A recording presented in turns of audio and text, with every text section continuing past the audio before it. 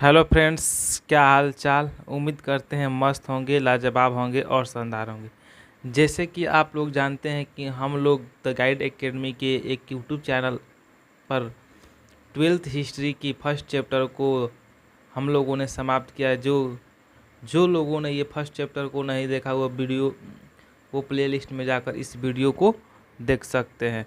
आज हम लोग पढ़ने वाले हैं वैदिक सभ्यता, जो कि राजा, किसान और नगर पाठ का है। वैदिक सभ्यता सबसे पहले हम बात करते हैं कि वैदिक सभ्यता आई कैसे। सिंधु सभ्यता जैसे ही समाप्त होती है उसके बाद क्या आती है, एक वैदिक सभ्यता आती है।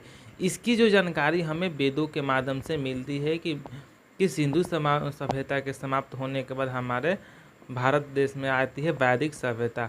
और वैदिक काल को दो भागों में बांटा गया, एक है ऋग्वैदिक काल और एक है उत्तरवैदिक काल।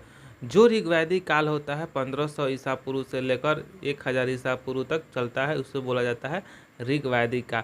और इसके बाद जो 1000 ईसा पूर्व से लेकर 600 ईसा पूर्व तक चलता है उसे बोलते हैं उत्तरवैदिक काल। जो ऋग्वैदिक काल में आर्यों का आगमन हुआ, ऋग्वैदिक काल में ही भारत में आर्यों का आगमन हुआ। मैक्समुलर ने आर्यों का आगमन का मध्य एशिया से बताया।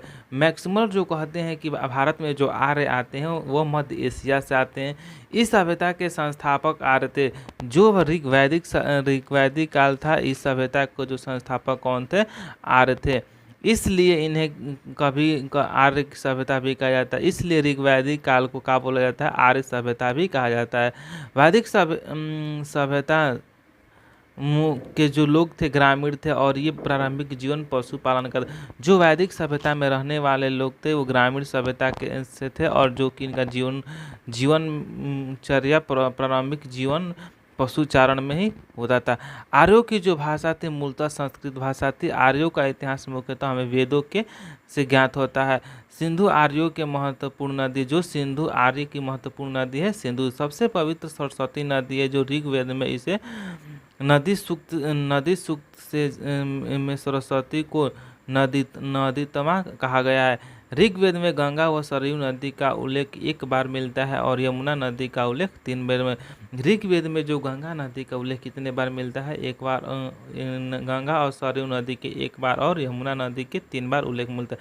इसके बाद हम लोग जानेंगे कि ऋग्वैदिक कालीन नदियाँ, जो कि ऋग्वैदिक काल में कौन सी नदियाँ बहती थी और उस प्राचीन काल से आज उस नदी का नाम बदलकर क्या हुआ, इसके बारे में हम लोग जानेंगे।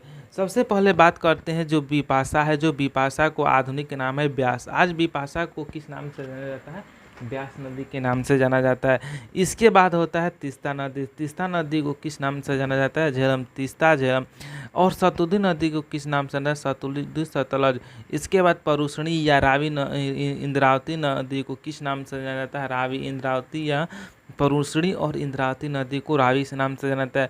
अस्कनी को किस नाम से जाना जाता है, तो छेनाम नाम से जाना जाता है। सुवास्तु को किस नाम से जाना जाता है, स्वातु नाम से जाना जाता है। सिंधु को किस नाम से जाना जाता है, आज तो सिंध नाम से जाना जाता है। कुंभ को किस नाम से जाना जाता है, तो कुरम नाम से जाना जाता है। सदा नीरा को किस नाम से जाना जाता है, तो गंडक नदी से नाम से जाना जाता है।